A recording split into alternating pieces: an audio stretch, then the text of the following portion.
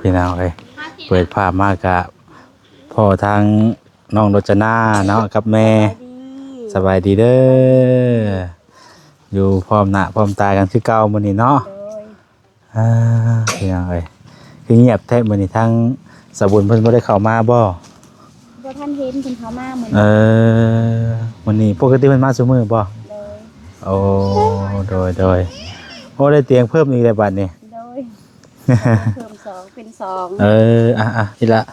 แต่หลายๆของต้นแต่หลายเด้อโดยซื้อนมกับขนมพี่น้องมาต้อนเนาะโดยใส่ไม้อยู่บ่ได้มาหลายมื้อเนาะพอดีสิขึ้นไปอัปเดตเบิ่งเฮือนไปตู้คูนพี่น้องเนาะก็ได้มาแวะก่อนมาทางนี้ทางนั้นมันค่อนลายมาทางนี้บ่มีควันปานใดบ่ค่อนอันนั้นค่อนเป็นค่อนไงแบบว่ารถบรรทุกเที่ยวแหละมันเป็นดินแบบละเอียดเลยหั่นล่ะค่อนพี่น้องเอ้ยสวนอ้อยเพิ่นเที่ยวคือว่าโดยสวนอ้อยเพิ่นเที่ยวก็ได้พากันมาทางนี้แล้วก็แวะมาหาน้องรจนาก่อนมาถามไทยเบิ่งก่อนเป็นจังได๋เด้บ่ทันได้ขึ้นไปหาแม่ตู้ยังกำลังสิไปแม่ปกติสิมาแต่พุ่นมานี้เนาะอันนี้คือไปทางนี้แม่ซี่บัดนี้อันนี้คือมาแวะก่อนโดยมาแวะตรงน้องรจนาก่อนไปแวะแม่คุณแม่นคือว่าเห็นทางน้ำทางในได้บัดนี้เนาะโดยเป็นอย่างนั้นแล้วเพิ่นละบ่จะอันเรื่องดินเรื่องดอนโดยแล้วเบิดแล้วเรื่องดินเรื่องดอนเพิ่นน้ำในเพิ่นก็เจาะให้เรียบร้อยแล้วเส้นอย่างเรียบร้อยแล้วเนาะโดยเส้นหมดแล้วโดยเส้นหมดทุกอย่างตกลงกันเรียบร้อยไปแล้วเนาะก็บ่ได้มีหยังมากมายแล้วว่าบ่เฮ็ดหยังแน่เฮ็ดแบบใดแน่จะเฮ็ดใบมอบกรรมสิทธิ์ให้เฮ็ดใบมอบกรรมสิทธิ์เนาะมอบกรรมสิทธิ์ให้3คนพี่น้องคือเพิ่นมีลายเส้นน้องรจนากับลายมือของแม่ย่าไปโปะว่ามอบให้ลูกให้หลาน3คน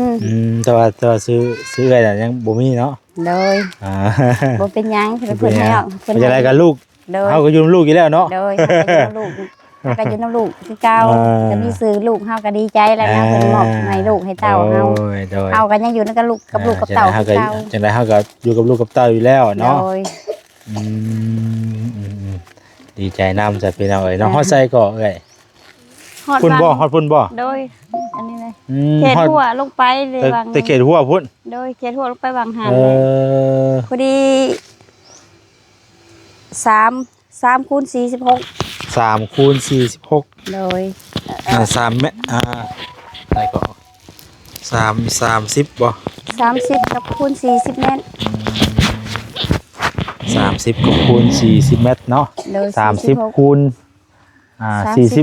46มี46อีกเนาะโดยมีปลายเป็น6เลยมีปลายอีกโดยส่วนแถมมีส่วนแถมอีกเพื่อนเลยถือว่ากว้างคักเนาะกว้างคักได้เพื่อนเลยนี่พอได้เฮ็ดถ้วยสวนน้ำก็ได้เนาะโดยแปลนเบิ่งแล้วบัดนี้เนาะโดยแปลนอยู่น้องรจนาบ่ทางพี่น้องเพิ่นหลายคนมาทางซอยกันมาทางซอยกันบ่โดยพี่น้องทั้งป้าลุงๆเพิ่นนี่แหละมาทางซอยว่าจากที่ว่านั่นก็เพิ่นกัดทางเลยนวดนี่เนาะโดยก็ดีแล้วพี่น้องเนาะเพราะว่าเฮาก็ให้มันแปลนเนาะแม่นบางทีเฮาอยากปลูกพังคันนี่มันก็ง่ายนั่งล่ะลูกนะแม่ลูกอยากนอนแล้วบ่บัดนี้ขึ้นอย่ามานอนนั่นด้วยยังบ่แซนเด้เข้ามาใหม่ๆเพิ่นมานอนนี่โอ้ยเล่นหากะยาแต่เล่นน้ำแห้งบ่น้ำออกแห้งบ่บัดนี้แห้งอยู่แต่ว่าบ่มันบ่ได้หลายว่าซั่นซะบ่ได้ลายแบบไรก็เฮาสูบนี่บ่เฮาสูบนี่แหละมันได้แต่หาทั้งสีก็บ่ค่อยเต็มนะ4ทั้งสีครึ่งเบิดบัดนี่เบิดมันคือเบิดเนาะปกติน้ำยุ่มนี่มันออกตลอดได้แต่เขาก็แม่นปกติมันออกตลอดเห็นของเขาดอกหาก็บ่เคยมีจักเทื่อเฮายุ่มไปแล้วได้หาบนึง2กิ่งหาเป็นหาบนึงเนาะ4กิ่งให้เป็น2หาบและหาบที่3ให้ได้แต่ครึ่งนึงแล้วเพิ่นน้องชายเพิ่นมาเบิ่งแม่บุญว่าให้น้องชายเพิ่นมาเบิ่งให้แน่ว่าน้ำมันคือบ่พ่อบ่กุ้มแล้วเพิ่นว่าเอาท่อเฮามาเพิ่มอีก2ท่อนมันต้องเพิ่มลงไปให้มันเลิกอีกโดยจักแมตรเพิ่นทางลงนี่เพิ่นทาง35แต่เพิ่นใส่ท่อแค่16เมตร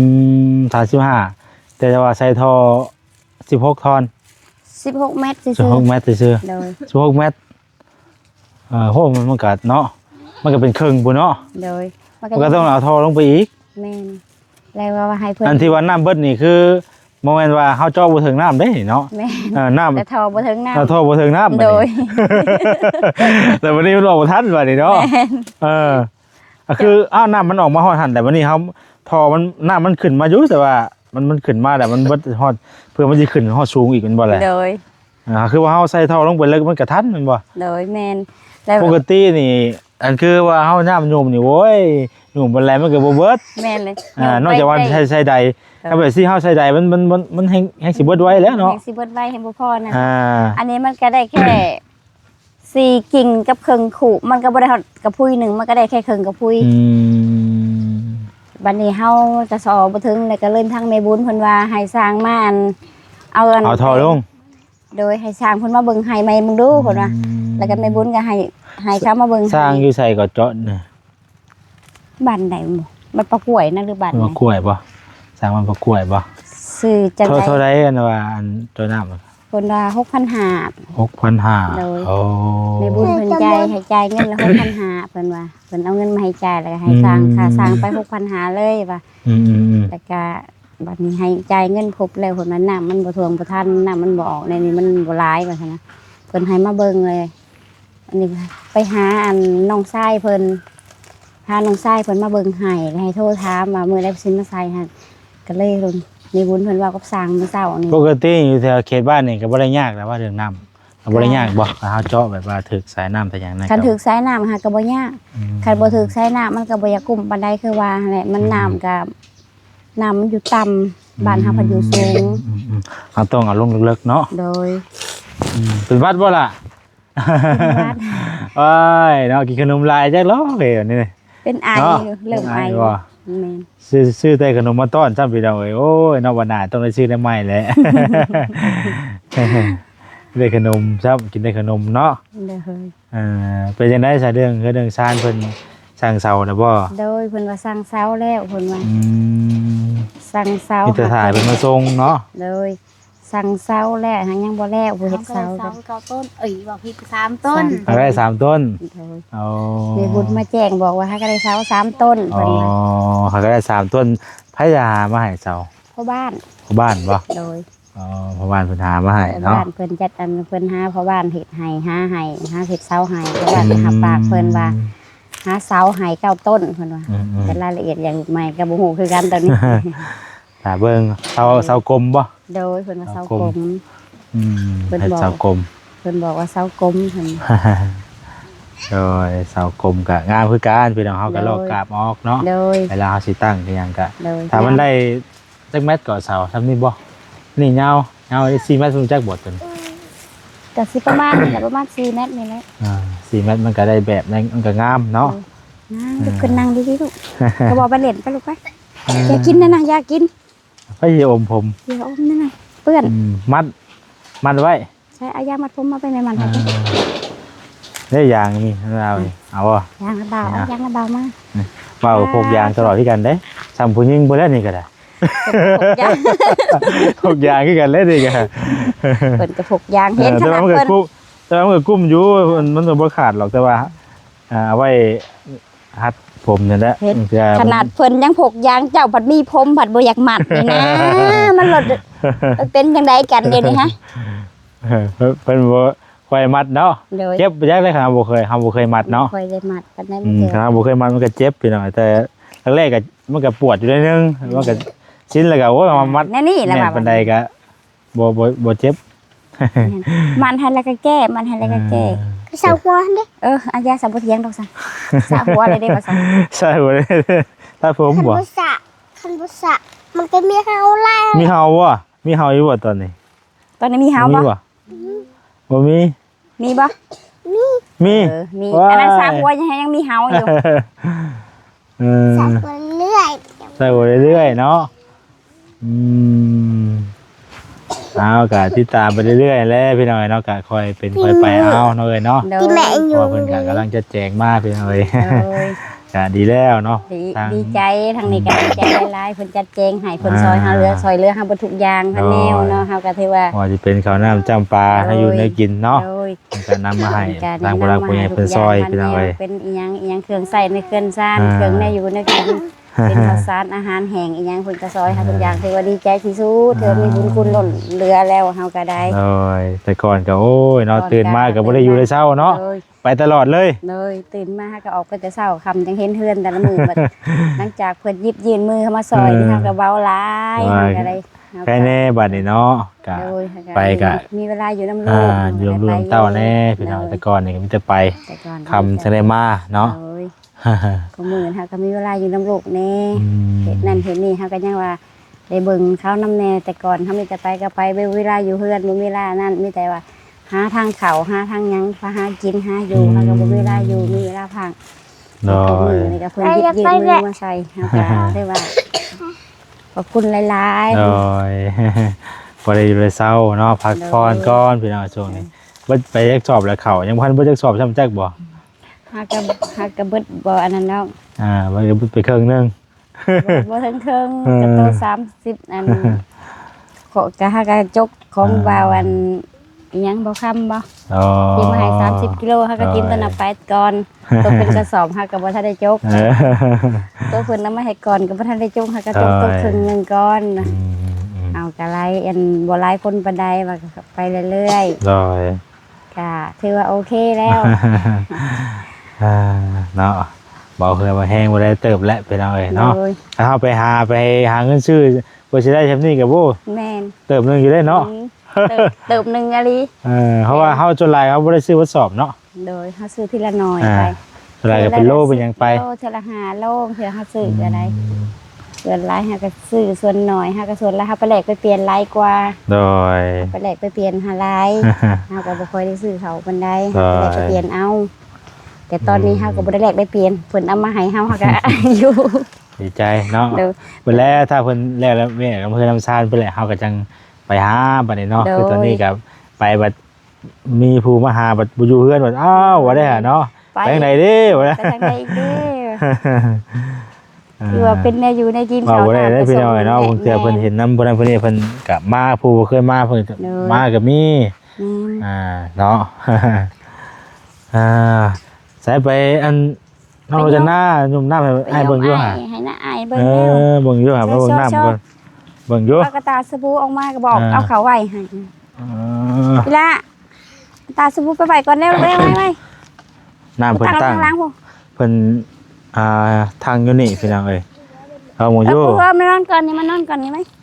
จังไหนว่าสิไปหายามให้กิน เออมันก็แห้งอยู่ได้แหละเนาะ โดยแห้ง มันก็แห้งอยู่ได้พี่น้องเอ้ยอืม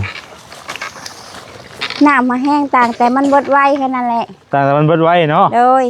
อืม ทอน้ำบ่ถึงเพิ่นว่า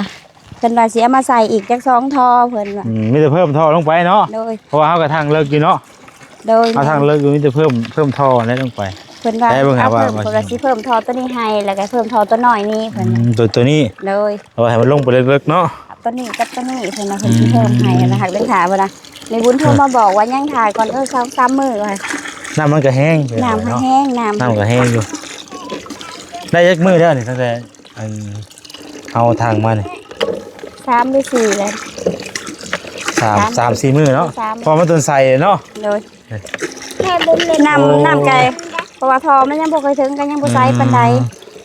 เอามันคือออกน้ำหนีน้ำอีกเนาะ เพิ่นจูนอันน่ะบ่แน่นหั่นเด้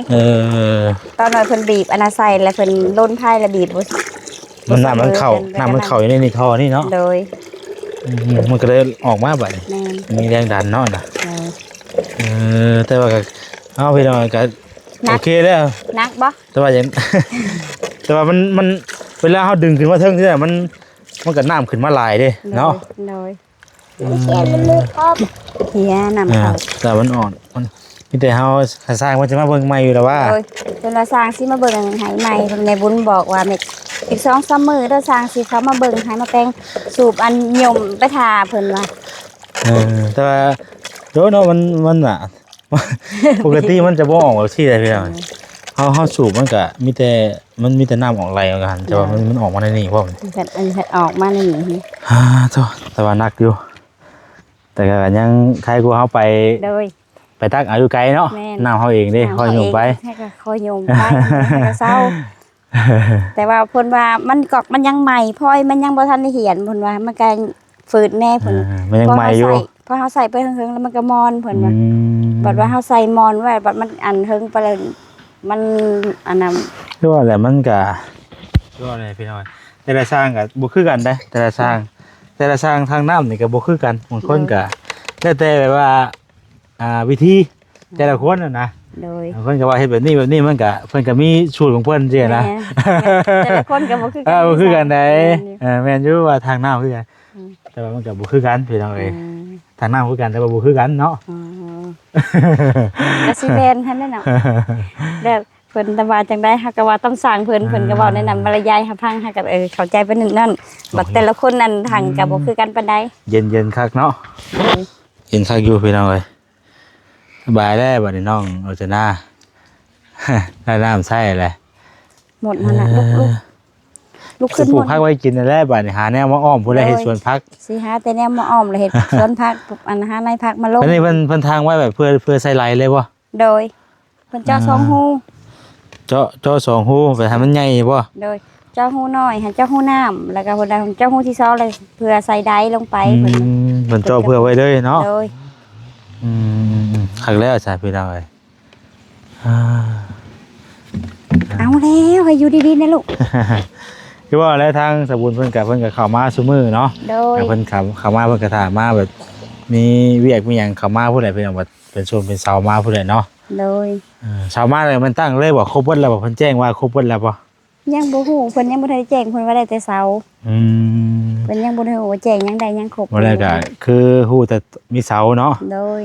มีเสาแล้วก็มีเครื่องไม้เครื่องตอกนำได้พี่น้องเอ้ย เอาแต่แม่นอยู่ ถ้าว่าบ่มีตัวนั้นก็ไปบ่ได้อีกแล้วเนาะ ก็ถ้าเบิ่งพี่น้องเอ้ยเนาะมีหยังในกระทั่งสบุญเพิ่นก็สิแจ้งเพิ่มเติมอีกรอบบ่ได้เนาะ โดย คือทางน้องบ่ได้มีหยังเด้อ โดย บ่มีส่วน โดยเป็นหยัง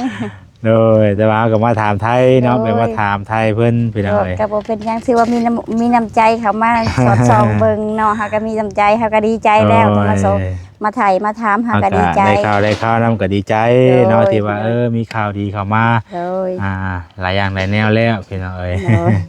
แค่ว่ามาส่องมาน่ะเบิ่งเฮาก็ดีใจแล้วสำนี้มีน้ำจิต โดย น้ำใจมาหาเฮาอันนี้ โดย แล้วก็บ่ขอบใจหลายๆล่ะเด้ โด อย บ่ขอบใจหลายๆ ไปมาเยี่ยมมาถามพี่น้อง เยี่ ถาย ม ม ไทย ถ เบิ่งเนาะ โดย เพิ่นแลก็ติดตามไปเรื่อยๆพี่น้องว่าสิเสาร์สิมามื้อใดแล้วก็สิได้นุกได้ย่อมื้อใดเนาะ โดยแม่ ว่าสิได้นุกได้ย่อมื้อใดก็ติดตามเบิ่งพี่น้องเอ้ยติดตามกันไปเรื่อยๆแหละเนาะช่วงหนึงเพิ่นก็เข้ามาซุมื้อได้เนาะสบุญเนาะ โดยก็เขามาคุมมือเพิ่นว่าเมื่อวานเพิ่นก็เข้ามาตอนเที่ยง โอ้เตียงนี่เพิ่นซื้อมาเพิ่มอีกเนาะ โดยเพิ่นซื้อมาเพิ่มอีกที่แรกเพิ่นเอาอันหนึงเขามาให้ก่อน พอได้นั่งก่อนเนาะ โดยมื้อที่2แล้วเพิ่นก็ซื้อเข้ามาอีกอันหนึงพอดีเป็น2 จองอันบัด โด นี้ ย ได้เตียงงามแล้ว เป็นได้น้ำมันตอนทางน่ะเพิ่นพ่ออยู่ว่า3ถังน่ะ 3ถังบ่พอ พ่อบ่ โดย ได้ไปตักเพิ่มอีกบ่ ไปตักเพิ่มอีก 10กว่าถังผู้บ่จักเขาเที่ยวอยู่เบิดมื้อเด้ เที่ยวอยู่เบิดมื้อเที่ยวอยู่ตลอดจนว่าแล้วจนค่ำจน5โมง บ่ได้ก็มันใช้น้ำหลายเนาะ แม่น เพื่อเฮาสิทังแล้วก็เป่าบัดนี่ โดย เป่า เป่าก็2ถังใหญ่หั่นแหละเป่าก็2ถังก็พุย2ถัง พอดีรวมกันแล้วก็หลายทางเติบอยู่เนาะ โอ้ยหลายถังก็สิบ่10ก็20พุ่นแหละเอามาหาก็ของคนอยู่เบิดมื้อเนาะ ให้คันว่ามีน้ำใกล้ยังว่าเฮาน้ำทันก็มันก็ง่ายเนาะ โดย ก็ไวพี่น้องเอ้ย อันนี้อาศัยน้ำมันก็น้ำใกล้อยู่แต่ว่าเฮาก็ไปเอาน้ำใดเฮาบ่ได้ตักหั่นนะเฮาบ่ได้ตักเฮาก็ไปเอาน้ำใดเพิ่น โดยเฮาก็ไหลเอามาเนาะ โดย ก็ไว กันไวอยู่ หักแล้วกันได้น้ำใส่เลย โอ้ตัวพี่น้องเอ้ยแหน่เบิ่งพาและเฮือนน่ะเนาะต้นสิโยดบ่ได้พากันเนาะ โดย อ่า บ่ได้สิอยู่และตังหยดเลย หรือว่าพวกมอดกินบ่แหละเนาะ โดย แปลนไปแล้วบัดนี้พี่น้องเพิ่นอนามัยก็เป็นตาอยู่บัดนี้เนาะ โดย ตะกี้บ่มีเวลาเฮาอยู่เฮือนพี่น้องเอ้ยพี่จะไป ไปก็ไปบ่มีเวลาอยู่ก็เลยตอนนี้ก็อ่ะอยู่ก็ได้เฮ็ดแต่ตอนเช้ากับยามมื้อแลงว่าซั่นๆยามกลางเว้นเฮาก็ฮ้อนแดดไปเสมอก่อนก็ยามมื้อแลงกับตอนเช้าแล้วเฮาก็มีเวลาเฮ็ดแน่มันบ่ฮ้อนปานใดอ่ะก็คอยเฮ็ดไปอยู่ เอากะจังซั่นเลยเด้อจังได๋กระทั่งน้องดีใจนํเนาะ โดย มีข่าวดีเข้ามาเรื่อยๆพี่น้องเอ้ยแวะมาเยี่ยมมาถามไทยพี่น้องเอ้ย เรื่อย เอาอยู่สู้เด้อขอให้ ๆโดย ได้เฮือนไวๆเนาะ สาธุ มีแต่สิ่งดีๆเข้ามาเด้อบัดนี้เด้อ สาธุผู้มาเยี่ยมมาคอยก็ขอให้สุขภาพแข็งแรงหลายๆเด้อผู้เป็นสะพานบุญมาจอบมาคอยกัน โดย ดีใจนำหลายๆขอบขอบใจหลายให้อยู่ดีมีแห้ง โดย โอเคเอาพี่น้องทางบ่แซงก็จะเดินทางเลยได้บาดนี้เด้อสิไปหาแม่ตู้ นี่ คุณก่อน เพิ่นสิเดินทางนี่ อ่า พอเสียสิเดิน บ่ได้ ทาง มื้อหน้าบ่ได้ว่าสิมา โดย เยี่ยมไหมถ้าว่ามีโอกาสได้ขึ้นมาทางนี้ก็สิมาแวะเนาะ โดย เอาไปถามไทยเพิ่นพี่น้องเอ้ยเพราะว่าเฮาขึ้นกายมาทางนี้เด้ เนาะ บางมื้อก็มาทางพุ่นบางมื้อก็ มื้อนี้โอกาสดี มื้อนี้มาทางนี้มื้อนี้ เอ้าก็เดี๋ยวว่าออกมาแต่ทางนี้ก็ยับดาวรวงไปทางพุ่นเลยบ่แม่นนะหรือว่าเขามาทางลำจันทน์นะ เพราะฉะนั้นมาทางพี่เด้ทางนั้นเขามาทางบ้านปะกล้วยพี่ ออกบ้านปะกล้วย ปะกล้วยก็มาซ่อนนี้บางมื้อก็ออกมาน้ำจันทร์แล้วก็ซัดขึ้นพุ่นเลยหั่นน่ะ ก็ แต่ ยับ มื้อนี้มุ่งหน้ามาทางนี้ก็เลยขึ้นมาพี่เลย ก็ยับออกทางดำทางพุ่นเลยบ่นะ หึ ยับออกทางดำออกไปทางเซโนดงเห็นไปทางพุ่นเลย หึบ่ได้ไปทางนั้น เพราะว่าทางนั้นอาจสิง่ายกว่าทางนี้ดินทรายหลายดินมันพุง โด ดิน ย ทรายหลาย บ่ได้ออกทางโรงเรียนออกรัดออกซ่อนน้ำจันทร์ เขาเจ้ากำลังเช็ดทางใหม่เอาให้เอาอย่างมาใส่อะนะมันค่อนดีๆเลยทางนั่นนะค่อนไงขึ้นบุ้ยอันตรายดี รถนอนนี่ไปบ่ได้ในช่วงนี้ เพราะว่าสบุญเราล่ะเราไม่ได้ไปทางนั้นได้เลยเราชิลาดมาทางตัวนี้นี่ เด้อ ทางตัวนี้ตัวที่สองนี่นะตรงมานี่มองอันใกล้วัดนะเด้ทางตัวนั้นเราทางนั้น วัดป่า แต่พอเสร็จมาอีกทางนึงพุ่นนะ จำพอ โดย มันมีหลายทางกันแล้วเนาะมีหลายทางไงซอดพุ่นซอดที่เนาะ แม่นเพิ่นฮู้จักสิหลายเส้นทางสักสี่คือเฮาบ่เคยไป เราเคยมาเนี่ยคือว่าอะไรคือเข้าวัด ลงทาง เอา อยู่ เคยไปเคยมาแถวนี้ถือว่าจักบ่หน้าทางกับพอไปไล่ปัจจุ แม่นคือเฮาบ่ได้จักทางไปนี่ออกปลากล้วย ออกลำจันทน์ไปพุ่นโหแต่ซ้ำนั่นคันเราถ้าไปทางพุ่นก็ทางดำเส้นใหญ่เลยกะว่าสิไปลัดปลาอ้อยคือเขาบ่เคยไปคือว่าอะไรเขาบ่เคย ตรง ไป ทางให้สิใช้เวลากูกันได้เนาะ แม่น แต่เขาบ่เคยไปว่าลัดสวนอ้อยเขาว่าลัดสวนอ้อยออกไปดงเห็นนี่ลัดสวนอ้อยมันใกล้บ่จักทางลัดจักออกไปทางใดมาก็เลยบ่ได้คอยไปจักเทื่อดอก โอเคเด้อเนาะน้องเด้ออยู่ดีมีแห้งโดยสบายดี สบายดี โดยเข้าไม้เด้อโอเคพี่น้องเอ้ยมื้อนี้ก็บ่มีหยังหลายแวะมาเยี่ยมน้องรจนาพี่น้องเอ้ยก็เอาลำลาไปก่อนเด้อพี่น้องเด้อทางเฮาก็จะเดินทางไปหาแม่ตู้คูณก่อนบัดนี้อยู่ดีมีแห้งบ่สุขสุคนผิดพลาดประการใดก็ขอโทษขออภัยสำหรับมื้อนี้ลำลาไปก่อนแล้วสบายดี